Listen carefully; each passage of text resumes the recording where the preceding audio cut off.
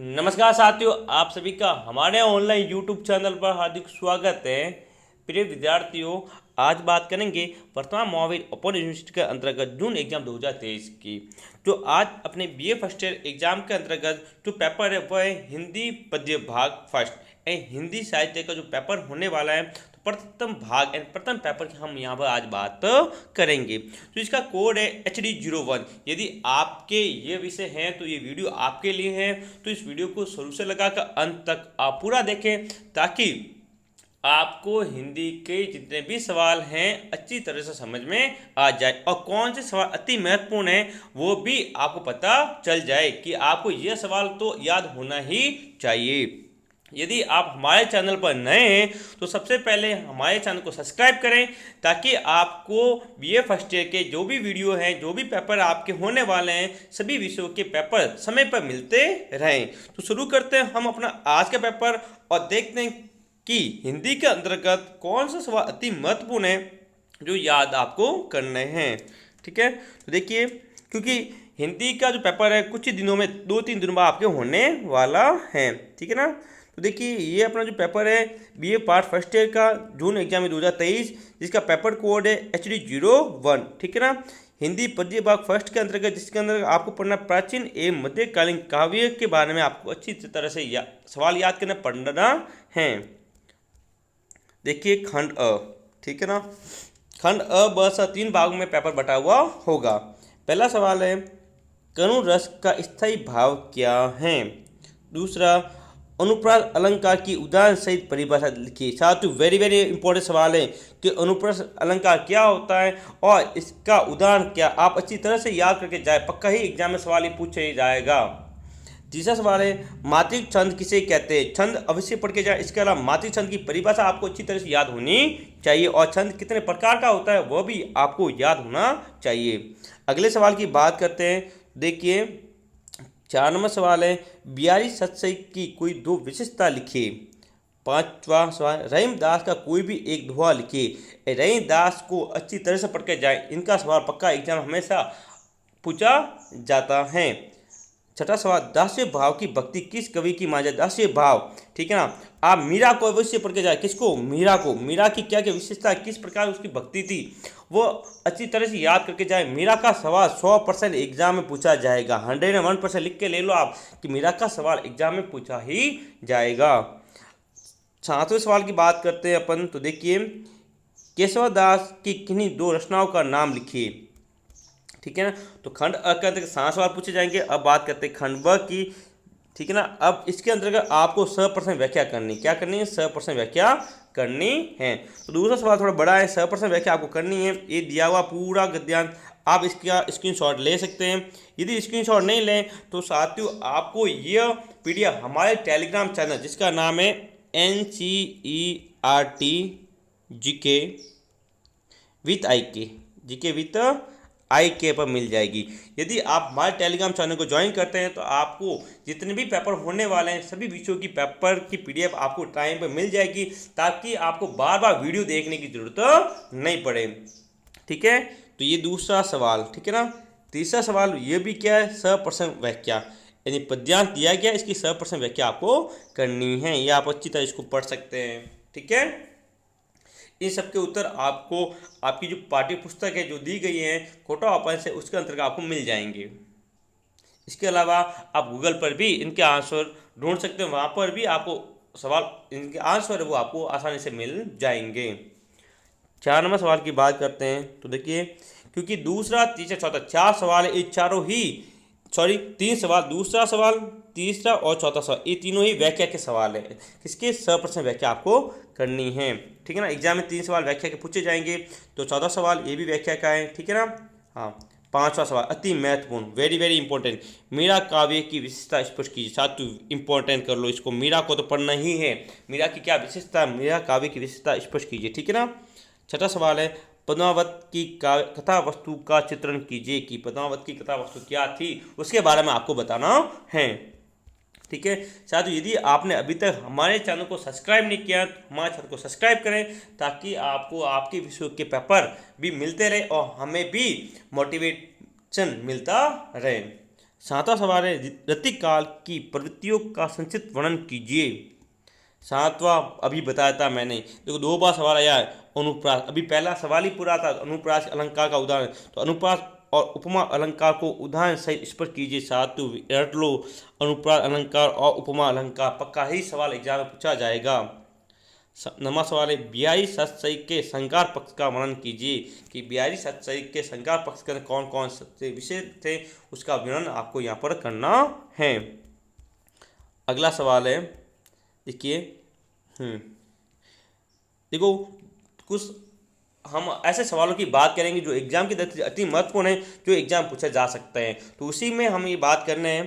तो पहला सवाल है कबीर ने माया के स्वरूप का किस प्रकार का चित्रण किया है, बताइए। दूसरा very very important, Khuman Raso के रचयिता का नाम लिखिए। खुमान रासो दलपत विजय, कौन है? दलपत विजय। इसके रचयिता कौन है? दलपत विजय। दलपत विजय इसके रचयिता हैं, ठीक है। आगे देखते हैं सवाल। हाँ, तीसरा जैसी कत पद्मावत किस बोली में लिखा गया था, यानी इसकी परिभाषा, इसकी बोली क्या, जो बोली बतानी है।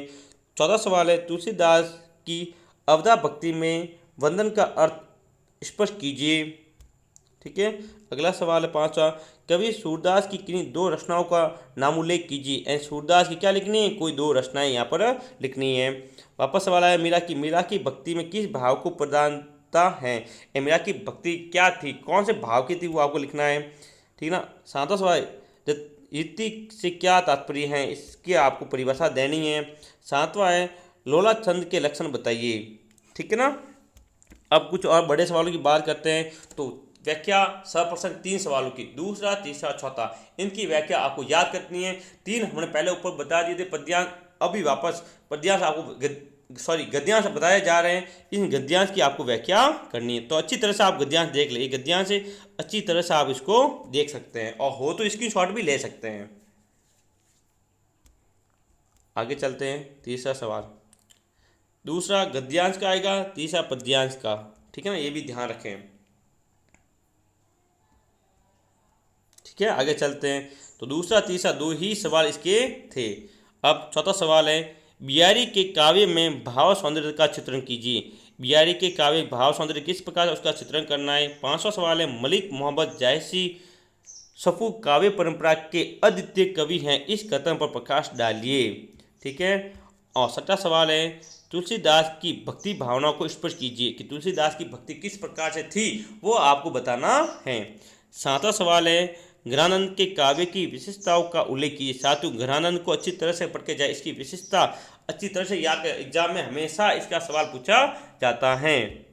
आगे बात करें रस का अर्थ ए स्वरूप का वर्णन कीजिए। रस का अर्थ स्वरूप का अर्थ जो है उसका वर्णन करना है। नवा सवाल वापस आ गया, अलंकार किसे कहते हैं, काव्य में अलंकार के महत्व पर प्रकाश डालिए, ठीक है ना। आपको बताया अलंकार की परिभाषा, अनुपस्थ अलंकार और उपमा अलंकार, उपमा अलंकार भी पढ़ के जाओ और अनुपस्थ अलंकार भी अच्छी तरह से याद कर आए, और साथ में उसके उदाहरण भी याद कर, क्या करें, उदाहरण भी याद करके आए, ताकि आपको दिक्कत ना हो, ठीक है। आगे बात करते हैं कुछ अति महत्वपूर्ण सवालों की, ठीक है ना। पृथ्वीराज दासों के काव्य की को दो विशेषता लिखिए, पृथ्वीराज दासों, ठीक है। दूसरा है शब्द शक्ति किसे कहते हैं, शब्द शक्ति के भेदों के नाम लिखिए। आगे सवाल है कुछ 2-3 सवाल 5 पर रहे हैं, वो देखिए। दोहा छंद के लक्षण लिखिए।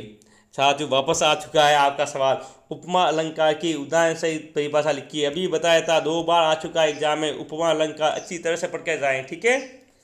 हाँ, विभाग किसे कहते हैं। छठा सवाल है करुण रस के स्थायी भाव का क्या नाम है। अभी हमने सब पेपर शुरू किया था, वहाँ पर करुण रस के बारे में सवाल पढ़ा था, और करुण रस आगे था, हाँ करुण रस एक कट चुका है यहाँ पर, हाँ ये दिया था, करुण रस के भाव का नाम, स्वभाव का नाम किए क्या होगा, और आगे करुण रस की अनुभूति कब होती है। और 7वां सवाल है रामचरितमानस का काव्य रूप बताइए। ये रामचरितमानस का काव्य रूप क्या है वो आपको बताना है। आगे चलते हैं, पद्मावत महाकाव्य की भाषा कौन सी है। अभी पूछा गया था, अभी हमने ऊपर सवाल किया था, ये सवाल घुमा के दिया गया है, उसमें पद्मावत की भाषा पूछा था, वही सवाल है, ठीक है ना। केवल सवाल की परिभाषा को बदला गया है, ठीक है, लैंग्वेज को चेंज किया गया है, ठीक ठीक है ना। पद्मावत महाकाव्य की भाषा कौन सी है, अच्छी तरह से याद करके जाए। पद्मावत महाकाव्य प्रमुख पात्रों का नामोल्लेख कीजिए, नाम लिखिए पात्र कौन कौन थे। ठीक है, अब पद्यांश आया हुआ है, देख लो अच्छी तरह से पद्यांश को। क्या पता कल ये ही अखबार आपके पेपर में छप जाए। तो अच्छी तरह से इस वीडियो को देखिए, इस वीडियो को लाइक करें, शेयर करें, ताकि आपके दूसरे मित्र भी इसका फ़ायदा उठा सकें। तो चलते हैं आगे तीसरे सवाल की तरफ। ये रहा तीसरा सवाल। ठीक है साथियों, यदि अभी तक आपने हमारे चैनल को सब्सक्राइब नहीं किया तो अभी हमारे चैनल को सब्सक्राइब करें, ताकि आपको आपके पेपर बीए फर्स्ट ईयर की जितने भी पेपर होने वाले हैं वो समय पर मिलते रहें। आगे चलते हैं, चौथा सवाल, 4 नंबर सवाल है। रतिक काल के प्रमुख कवियों की संक्षिप्त जानकारी देते हुए केशव दास का स्थान निर्धारित कीजिए। 500 है। बिहारी के काव्यों में भक्ति, श्रृंगार और नीति की त्रिवेणी है, इस कथन की समीक्षा कीजिए। छठा सवाल, तुलसीदास के काव्य की विशेषताओं का वर्णन कीजिए। साथियों, तुलसीदास के काव्य को अच्छी तरह से याद करके जाए, उसकी विशेषता क्या क्या है और उसके अंदर क्या क्या बात बोली गई है वो आप पढ़कर अवश्य जाए। सातवां सवाल, मीरा की भक्ति भावना का उदाहरण से विवेचन की। साथियों, वापस आ चुकी है मीरा, इसकी भक्ति भावना किस प्रकार की थी वही वापस सवाल सेम ही है, बल्कि उसको प्रसंग को घुमाया जा रहा है बार बार। ठीक है ना, तो आपको घबराने की कोई बात नहीं है। 3-4 तरह से सवाल आता है, उन सब की हमने यहाँ बात की है, किस किस प्रकार सवाल पूछा जा सकता है। तो आप मीरा की भक्ति भावना को पढ़ के जाए बस। ठीक है ना, और मीरा की भक्ति भावना आती है, अब जो भी आपको याद इसके बारे में सब उसके अंदर लिख दे, आपके पूरे नंबर आने की गारंटी है। आगे चलते हैं, संक्षिप्त टिप्पणी लिखिए। पहला, रस का स्वरूप और उसके भेद। अभी हमने पढ़ा था रस का स्वरूप साथियों, थोड़ी ही देर पहले, ऊपर 2 मिनट पहले हमने इसकी बात की थी, काव्य गुण और काव्य दोष। ठीक है ना, तो रस का स्वरूप अवश्य पढ़ के जाए, इंपॉर्टेंट है, बार बार एग्जाम पूछा जाता है। और काव्य गुण और काव्य दोष। और अंतिम सवाल है अपना आज का, तो देखिए वो है, सूरदास के काव्य के भाव पक्ष और कला पक्ष का उदाहरण कीजिए, उद्घाटन कीजिए। स्वाति क्या करना है, उद्घाटन कीजिए। तो ये था अपने हिंदी का पेपर साथियों। ठीक है ना, तो किस प्रकार के पेपर आने वाले, कौन कौन सवाल हैं, सभी की बात हमने की है साथियों। इस चैनल की पीडीएफ, इस वीडियो की पीडीएफ आपको हमारे Telegram channel NCERT GK with IK पर मिल जाएगी। ठीक है ना, आप हमारे टेलीग्राम चैनल को ज्वाइन कीजिए, ताकि आपको ये पीडीएफ भी वहाँ पर मिलती रहे। ठीक है, तो साथियों अंत में इतना ही। यदि आपने अभी तक हमारे चैनल को सब्सक्राइब नहीं किया तो अभी हमारे चैनल को सब्सक्राइब करें, ताकि आपको जितने भी पेपर होने वाले हैं वो समय पर मिलते रहें। मिलेंगे हम अगले वीडियो में, हिंदी के भाग 2 की बात करेंगे, HD 02। तब तक के लिए जय हिंद, जय भारत।